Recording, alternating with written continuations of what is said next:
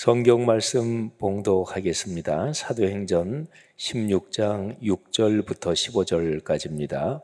거룩하신 하나님의 말씀입니다.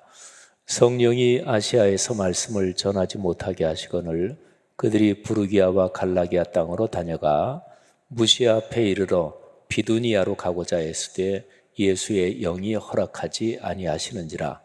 무시아를 지나 드로아로 내려갔는데 밤에 환상이 바울에게 보이니 마게도냐 사람 하나가 서서 그에게 청하여 이르되 마게도냐로 건너와서 우리를 도우라 하거늘 바울이 그 환상을 보았을 때 우리가 곧 마게도냐로 떠나기를 힘쓰니 이는 하나님이 저 사람들에게 복음을 전하라고 우리를 부르신 줄로 인정함이러라. 우리가 드로아에서 배로 떠나 사모드라게로 직행하여 이튿날 네아폴리로 가고 거기서 빌립보에 이르니 이는 마게도냐 지방의 첫 성이요 또 로마의 식민지라. 이 성에서 수일을 유하다가 안식일에 우리가 기도할 곳이 있을까 하여 문 밖 강가에 나가 거기 앉아서 모인 여자들에게 말하는데 두아디라시아에 있는 자색 옷감 장사로서 하나님을 섬기는 루디아라고 하는 한 여자가 말을 듣고 있을 때 주께서 그 마음을 열어 바울의 말을 따르게 하신지라. 그와 그 집이 다 세례를 받고 우리에게 청하여 이르되 만일 나를 주 믿는 자로 알거든 내 집에 들어와 유하라 하고 강권하여 머물게 하니라. 아멘. 자, 오늘 설교 말씀 한 사람을 위한 위대한 계획이란 제목으로 우리 주한준 목사님 나오셔서 말씀 전해 주시겠습니다. 할렐루야. 성락교회에서 어린 시절을 보냈습니다.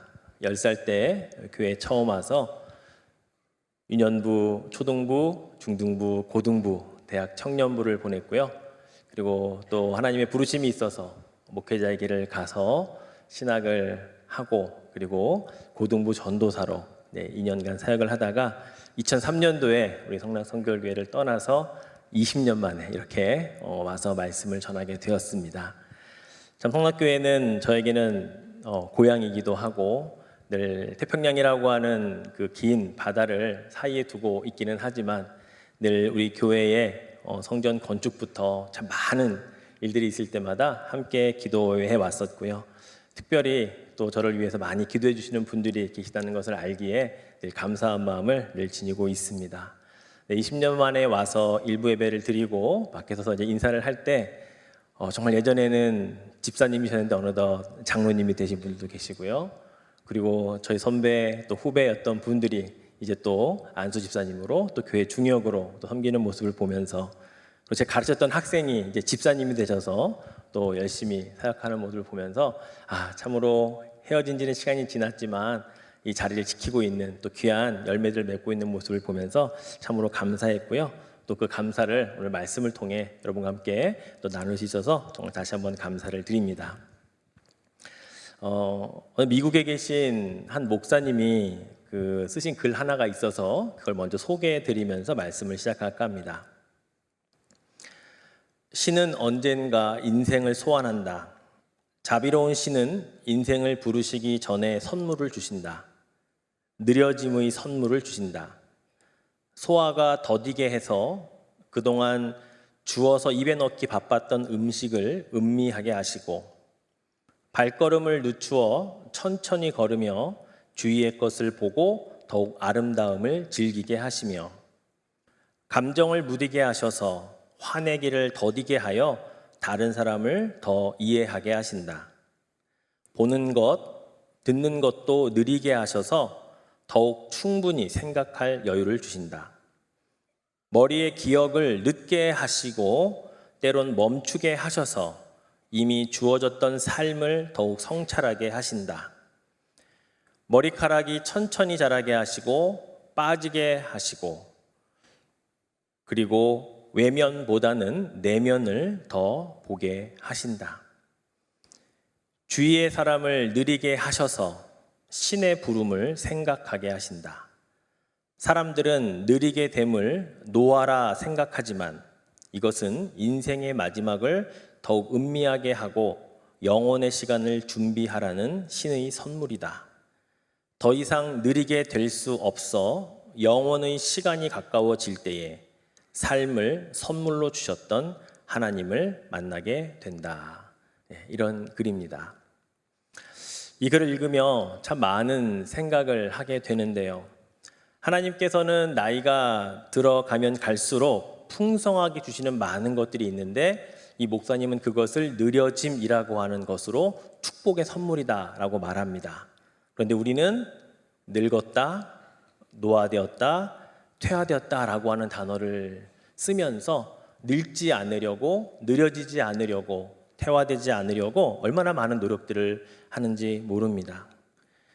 그러나 우리가 기억해야 할 것은 그 느려짐의 마지막이라고 할 수 있는 마지막 호흡이 느려지다 못해 멈추어지는 그 순간에 결국 우리의 각자는 하나님을 만나야 될 시간을 다 맞게 된다고 하는 것이죠. 그러나 하나님은 우리 각자의 삶을 통하여서 얼마나 위대한 계획을 가지고 계시는가를 우리가 모르고 이제 내 인생이 끝나는구나 라고 그렇게 생각하며 살아간다면 참으로 그 인생이 결코 복될 수는 없다라고 하는 것입니다.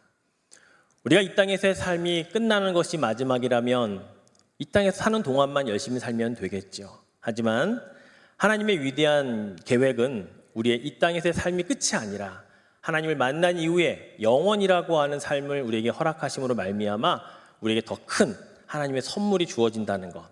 그래서 저는 그 계획을 결코 작지 않다. 그래서 위대하다, 크다라고 말할 수 있는 거고요. 그러한 계획 안에 그것을 믿고 살아가는 자는 이 땅에서 사람들은 별 볼 일 없다라고 말할지 모르지만 우린 정말로 위대한 인생을 사는 사람이라고 믿습니다.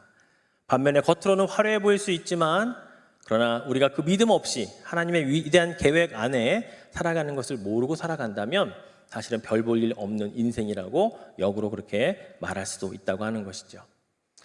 저는 오늘 여러분과 함께 읽었던 본문 가운데 빌립보 교회 기둥이고 일꾼이었던 칭찬받았던 루디아라고 하는 한 여인의 하나님께서 세우신 위대한 계획을 여러분과 함께 나누어 봄으로 말미암아서 우리 각자에게도 하나님께서 얼마나 위대한 계획을 가지고 계신가 그 부분을 함께 여러분과 나누려고 합니다. 먼저 루디아가 성경에서 처음으로 소개된 본문은요, 오늘 함께 읽었던 본문 14절에 있습니다. 14절 말씀을 먼저 볼게요. 두아디라 시에 있는 자색 옷감 장사로서 하나님을 섬기는 루디아라 하는 한 여자가 말을 듣고 있을 때 주께서 그 마음을 열어 바울의 말을 따르게 하신지라. 이것이 성경에 소개된 루디아라고 하는 여인에 대한 첫 소개입니다. 자, 그녀의 출신은 두아디라라고 하는 곳이고요. 그녀의 직업은 옷감 장사, 자색 옷감 장사를 하는 여인으로 소개되어 있고요. 그리고 그 여인에 대한 소개되는 표현 가운데는 하나님을 섬기는 사람이라고 하는 표현이 있습니다. 자, 하나님을 섬기는 사람이라고 하는 표현은요, 언제 쓰냐면 이 헬라어 표현에 의하면 하나님을 모르던 이방인이 하나님을 알게 되고 그 하나님을 예배하는 자가 되었을 때 사용되는 그 언어가 하나님을 섬기는 사람이라고 하는 표현이었다는 겁니다. 다시 말하면 루디아는 하나님을 모르던 이방 여인이었다가 하나님을 알고 섬기게 되었다라고 그렇게 이야기를 하고 있는 거죠. 자, 그러면 루디아는 왜 하나님을 몰랐을까? 그는 진짜 이방 여인이었거든요. 그가 살고 있는 지역을 보면 두아디라라고 하는 고향이 소개되어 있는데 그 두아디라는 우리가 잘 알고 있는 대로 요한계시록에 나오는 소아시아의 7교회 가운데 한 곳, 그 지명이 두아디라라고 하는 곳이었습니다. 이 두아디라 교회는 성령께 칭찬도 듣고 책망도 들었던 그런 교회였죠. 요한계시록에 보면 그 칭찬과 책망이 다 기록되어 있거든요. 자, 우리 같이 한번 요한계시록 2장 19절 20절 말씀을 한번 읽어보겠습니다.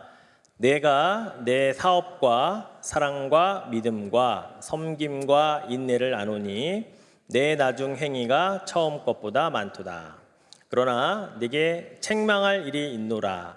자칭 선지자라 하는 여자 이세벨을 내가 용납함이니 그가 내 종들을 가르쳐 꿰어 행음하게 하고 우상의 제물을 먹게 하는도다. 자, 칭찬한 이유를 보면요, 사업과 사랑과 믿음과 섬김과 인내가 처음보다 나중이 훨씬 더 풍성해졌기 때문이라고 칭찬하고 있죠. 즉 모든 것이 예수님을 닮아가면서 멈춰 있지 않았다는 겁니다. 계속해서 성장해 갔기 때문에 처음 가졌던 신앙보다 나중 신앙이 훨씬 더 칭찬받을 만하다라고 그렇게 칭찬받고 있는 거죠. 반면에 책망받은 이유를 보면 자칭 선지자라고 하는 이세벨을 용납했기 때문이다라고 말합니다.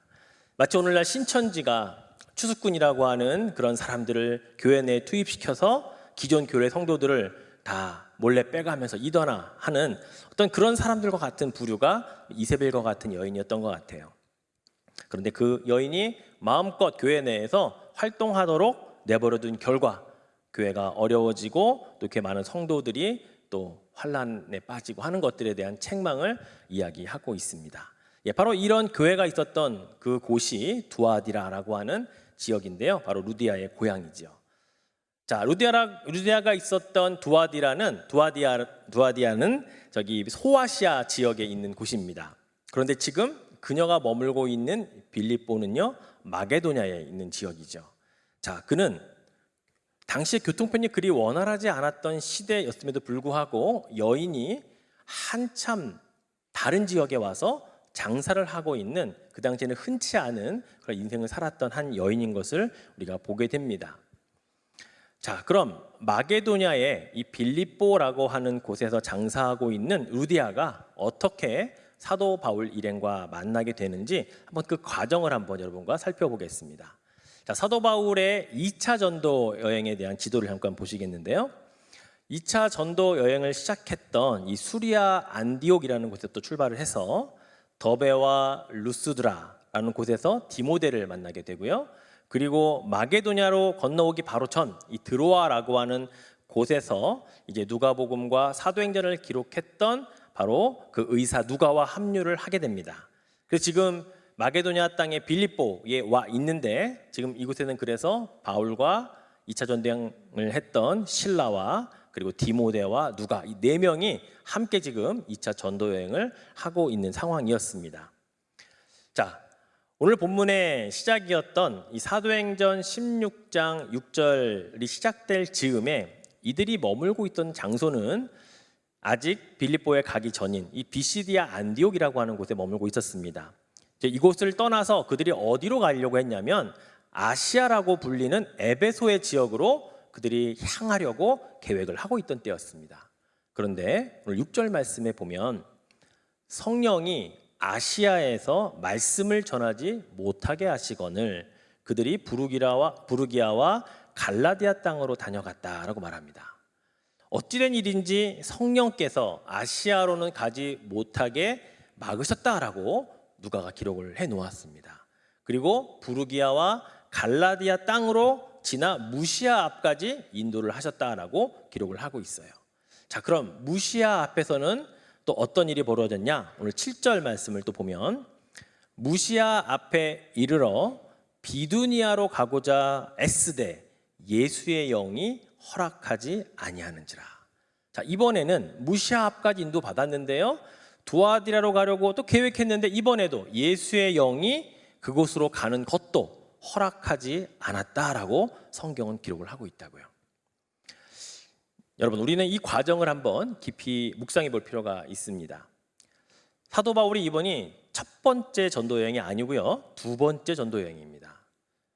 첫 번째 전도 여행이라면 여기도 갈까 저기도 갈까 뭐 계획을 하지 않고 갔을 수 있습니다. 그러나 두 번째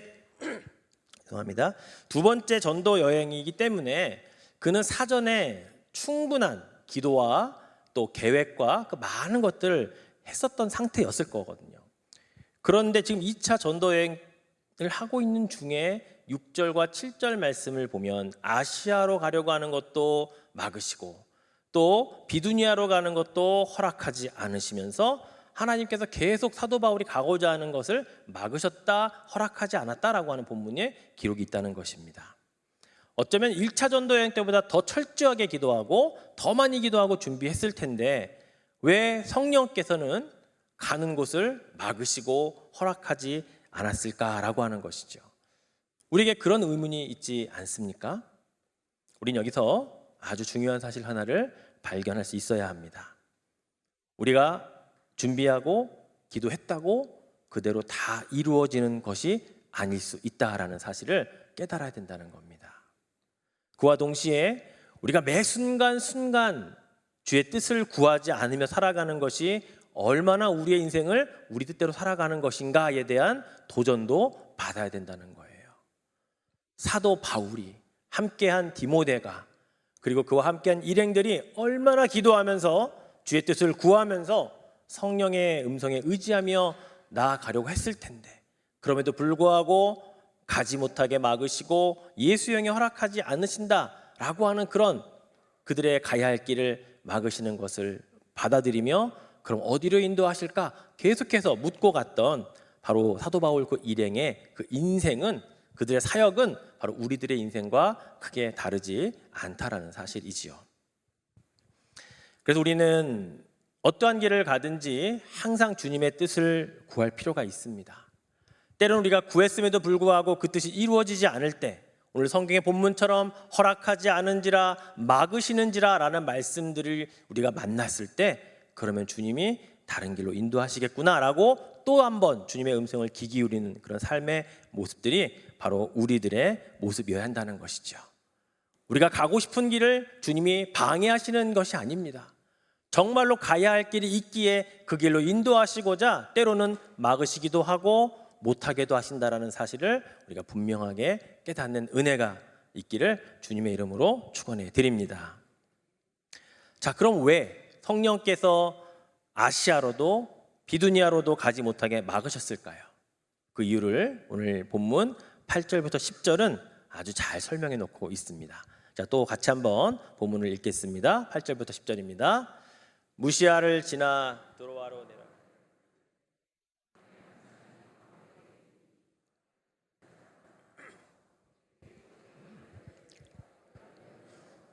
우리를 도우라 하거늘 바울이 그 환상을 보았을 때 우리가 곧 마게도냐로 떠나기를 힘쓰니 이는 하나님이 저 사람들에게 복음을 전하라고 우리를 부르신 줄로 인정함이로라. 그렇습니다. 성령께서는 지금의 유럽 대륙에 해당하는 그 마게도냐를 향한 복음의 문을 이제 바울 일행을 통해 아주 급하게 열기를 원하셨기 때문이었습니다. 그래서 바울이 밤에 마게도냐 사람이 자신들에게로 건너와서 도와달라라고 하는 환상을 직접 바울에게 보여주셨던 것이죠. 무엇을 도와달라고 부탁을 했습니까? 그들의 부탁은 영원한 죽음에서 영원한 생명으로 갈 수 있는 도움, 즉 복음을 전해달라라고 하는 요청을 한 것이었습니다. 이것이 영생이 없는 자에게는 가장 귀한, 가장 값진 도움이기 때문이지요. 사도 바울 일행은 그제서야 성령께서 왜 아시아도 안 되고 비두니아도 안 되는지, 그리고 왜 마게도냐로 곧장 가야 하는지를 그들은 깨닫게 되었습니다. 그래서 10절 마지막 말씀에 보면요, 하나님이 저 사람들에게 복음을 전하라고 우리를 부르신 줄로 인정함이로라 라고 하는 그 본문이 있는데요, 인정함이로라 라고 하는 그 단어, 헬라어 단어가요 쉰비바조라고 하는 뜻인데, 이 단어인데 그 단어의 의미가 뭐냐면 연합한다, 합체된다, 결합된다라는 뜻이에요. 즉 성령의 뜻에 자신들의 뜻을 맞춰가는 것, 그게 인정한다라고 하는 의미라고 하는 것이죠. 이것이 하나님의 백성들, 즉 하나님의 자녀들이 살아가야 할 삶의 기본 자세입니다. 우리의 뜻을 관철하는 것이 기도가 아니에요. 하나님의 뜻에 쉰비바조, 내가 하나님의 뜻에 합체가 되는 것, 하나님의 뜻이 무엇인지를 알면 그 뜻에 내가 맞추어가는 인생, 이것이 하나님의 자녀들이 살아가야 할 참으로 복된 인생이라는 사실을 우리는 인정함이로라 라고 하는 이 의미에서 찾을 수 있어야 한다는 것입니다. 어떤 사역이든 어떤 봉사든 하나님의 뜻에 내가 먼저 순종하겠다라고 하는 마음으로 감당할 때 우리도 사도 바울이 보여준 그 모습처럼 항상 성령의 뜻에 우리는 인정하는 자로 살아갈 수 있다는 사실을 여러분 꼭 기억하시기를 바랍니다. 이렇게 성령의 인도하심을 인정하고 이제 드로아라고 하는 곳에서 배를 타고 이제 네아폴리라고 하는 곳에 도착을 하게 됩니다. 그리고 네아폴리에서 이제 드디어 루디아가 머물고 있었던 이 마게도냐의 첫 성인 빌립보라고 하는 곳에 들어가게 됩니다. 자, 그럼 빌립보는 어떤 곳이냐? 오늘 본문 12절에 보면 이렇게 기록하고 있죠. 거기서 빌립보에 이르니 이는 마게도냐 지방의 첫 성이요 또 로마의 식민지라. 이 성에서 수일을 유하다가라고 이 빌립보에 대한 소개가 되어 있습니다. 자, 빌립보는 말 그대로 유럽의 대륙의 첫 관문과도 같은 도시였습니다. 이 빌립보라고 하는 이름은요, 알렉산더 대왕의 아버지가 빌립 2세인데 그 아버지의 이름을 따서 세운 도시입니다. 그 지역에는 금광이 많아서 그 자금으로 바로 군대를 확장하고 군대를 키워서 아버지 빌립 2세와 아들 알렉산더가 바로 이 동방으로 정복 전쟁을 할 수 있게 해줬던 그 지역이 바로 이 빌립보라고 하는 그런 도시이기도 했죠. 그러나 후에 로마 제국에 의해 이제 점령이 되고 빌립보는 식민지로 전락을 하게 됐습니다. 그런데 이 식민지라는 땅에 누가 많이 정착을 했냐면 로마 군인들 가운데 이제 다 퇴역을 하고 이제 이제 남은 인생을 살아가야 하는 많은 자들에게 바로 땅을 무상으로 공급해주고 정착할 수 있도록 그곳에 배를 했다고 합니다. 로마 황제가요. 그래서 이 빌립보 지역에는 퇴역한 군인들, 로마 시민들이 굉장히 많이 살았고 이제 많은 부를 축적하고 살아갔던 사람들이 많았다고 합니다.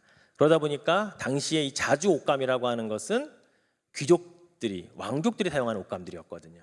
그 옷감을 많이 구매를 할 수 있는 사람들이 살았던 곳이 빌립보였기에 이 자주장사 루디아가 빌립보까지 와서 지금 장사를 하고 있었던 상황이 되는 것이죠.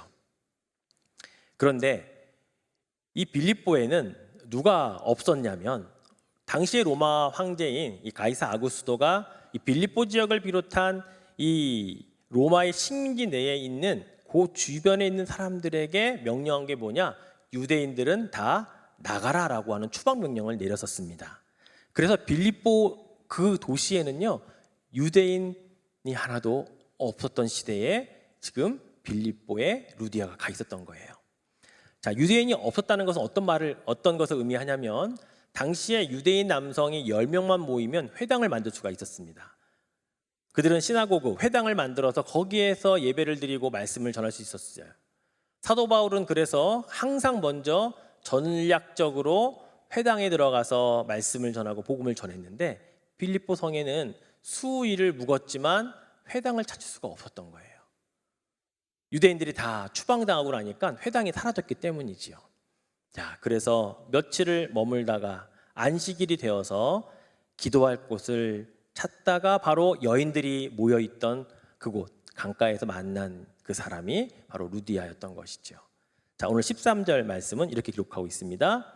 안식일에 우리가 기도할 곳이 있을까 하여 문 밖 강가에 나가 거기에 앉아서 모인 여자들에게 말하는데, 바로 빌립보 성 바깥에 있는 지금의 이름으로 하면요 겐지테스 강이라고 하는 강이 있고요. 거기에 자그맣게 교회 모양이 있죠. 이게 바로 사도 바울과 루디아가 강가에서 만났던 것을 기념하여 세워져 있는 그런 표식이라고 합니다. 자, 이 만남은 여러분 그냥 만남이 아니었습니다. 바울과 루디아의 만남은 역사적인 만남이었습니다. 왜 그럴까요?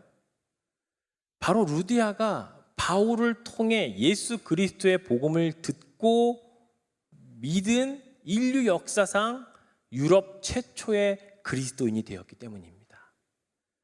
유럽의 제1호 그리스도인은 루디아였던 거예요. 그러니 바울과 루디아의 만남은 그냥 만남이 아니었고 역사적인 만남이라고 이야기를 할 수 있다는 것이죠. 사랑하는 성도 여러분, 한번 생각해 보자고요. 루디아라고 하는 한 여인에게 주의 복음이 전해지게 하기 위하여 유럽 최초의 그리스도인이 되게 하시려고 하나님께서 얼마나 위대한 계획을 세우셨는지 우리는 다시 한번 깨달아 알 필요가 있다는 겁니다. 한번 다시 정리해 볼까요? 소아시아 두아디라에 살아야 할 여인이 지금 유럽의 관문인 빌립보까지 와서 장사를 하게 된 것도 로마의 식민지가 되고 퇴역한 군인들이, 돈이 많은 사람들이 정착하고 그 귀부인들이 그들이 많은 돈으로 자주색 옷감을 살 수 있었기에 곳에 와 있지 않습니까? 또한 회당이 있었다면 바울이 여인들이 몰려 있었던 곳에 갈 이유가 없지만 로마 황제에 의해서 모든 유대인들이 추방당한 상태에서 회당이 없으니 며칠을 지냈지만 기도할 곳을 찾지 못하다가 여인들이 모여있는 강가에 내려갔는데 거기에 루디아라고 하는 그 여인이 마침 그곳에 있었다라고 하는 거예요. 그리고 주의 복음을 듣고 인류 역사상 최초의 1호 유럽 그리스도인이 되었다라고 하는 사실. 이게 우연의 몇 번의 우연을 과연 가져다 돼야 이것이 필연이 될 수 있을까요? 하나님의 위대한 계획이 있었다는 사실을 우리는 부인할 수가 없다라고 하는 것입니다. 결국 사도 바울이 드로아에서 배를 타고 에게해를 지나 그 유럽으로 갔던 그것은 그가 계획했던 것은 아니었습니다. 아시아야 에베소 쪽에 가서 복음을 전하고 싶었고 비두니아로 올라가서 더 많은 지역을 방문하고 싶었지만 예수의 영이 막고 허락하지 않은 상태에서 결국은 마게도냐 한 사람의 환상을 보고 건너와서 만났던 루디아, 바로 유럽 최초의 그리스도인을 통해 하나님은 유럽이라고 하는 나라가 인류 역사상의 기독교의 어떤 꽃을 피울 수 있도록 그 귀한 시작을 하셨다라고 하는 사실이죠. 하나님의 위대한 계획은 여기에서 끝나지 않습니다. 루디아의 마음 문을 사실 열어주는 것이 사실은 하나님의 큰 계획 가운데 저는 가장 핵심이라고 여겨집니다. 자, 오늘 본문 14절에요. 후반부에 보면 루디아라 하는 한 여자가 말을 듣고 있을 때 주께서 그 마음을 열어 바울의 말을 따르게 하신지라, 이렇게 기록되어 있잖아요. 여러분, 여기서 마음을 연다라고 하는 이 헬라어가 디아노이고라고 하는 헬라어인데요. 이것은 어떤 의미가 있냐면요, 여인이 첫 번째 생명을 탄생시킬 때 태문을 연다라는 그 단어가 쓰여져 있어요. 무슨 말입니까? 하나님께서 유럽의 최초의 여인, 기독교인 여인을 만들기 위해 루디아의 마음의 문을 여는 것을 최초의 여인이 첫 아들을 낳는 그 생명체를 잉태할 때 그 태문을 여는 그 단어를 사용하여서 그를 마음을 열어주셨다라고 하는 거죠. 그렇습니다. 사도 바울이 복음을 전해도 듣지 않는 자들이 얼마나 많았습니까? 그러나 하나님이 마음 문을 열어주셨기에 루디아는 그 마음을, 하나님의 마음을 듣고 복음을 받아들여서 그는 결국 유럽 최초의 그리스도인이 되고 자기 혼자만 구원받는 것으로 끝나는 것이 아니라 바로 가족에게로 가서 그는 모든 가족과 그 집에 거하는 사람들을 다 구원받겠다는 거죠. 그래서 마지막 15절은 이렇게 끝이 나요. 그와 그 집이 다 세례를 받고 우리에게 청하여 이르되 만일 나를 주 믿는 자로 알거든 내 집에 들어와 유하라 하고 강권하여 머물게 하니라. 그렇게 전해진 복음이 여러분 바로 빌립보 교회가 되었던 것이죠. 지금 그곳에 루디아 기념교회가 세워져 있습니다. 그리고 그 안에 작게 두 사람이 대화하고 있는 장면이 있는데 이게 바로 바울과 루디아를 형상해 놓은 것이죠. 사실 바울은 텐트 메이커로 알려져 있습니다. 자비랑 선교사였어요. 그런데 유일하게 빌립보 교회로부터는 평생 사역을 하면서 후원을 받았습니다. 그래서 늘 빌립보를 향하여 그는 마음을 표현할 때 기쁘다, 감사하다 그런 표현을 쓰더라고요. 빌립보서 1장 3절 5절 말씀에 보니까 내가 너희를 생각할 때마다 나의 하나님께 감사하며 간구할 때마다 너희 무리를 인하여 기쁨으로 항상 간구함은 너희가 첫날부터 이제까지 복음을 위한 일에 참여하고 있기 때문이다 라고 말하고 있어요. 하나님께 감사한다, 기쁨으로 간구한다, 첫날부터 지금까지 복음을 위한 일에 참여해 주어서 참으로 기쁘다, 이렇게 이야기하고 있는 것이죠. 영국의 위대한 역사학자인 아놀드 토인비는요, 그의 책 역사의 연구, A Study of History라고 하는 책에서 인류의 문명은 발생과 성장과 쇠퇴와 해체의 과정을 겪어서 계속해서 발달해 왔다라고 그는 이야기합니다. 그는 하나의 문명이 탄생하기 위해서 외부 환경의 도전과 그것에 대한 인간의 어떤 응전이 문화의 역사를 계속해서 발전해 나왔다라고 그는 이야기를 하는데요. 이 문명이 근데 꽃피우기까지 그 일들을 감당했던 사람은 대다수가 아니었고 굉장히 작은 숫자였다라고 말합니다. 그는 그들을 창조적 소수라고 말해요.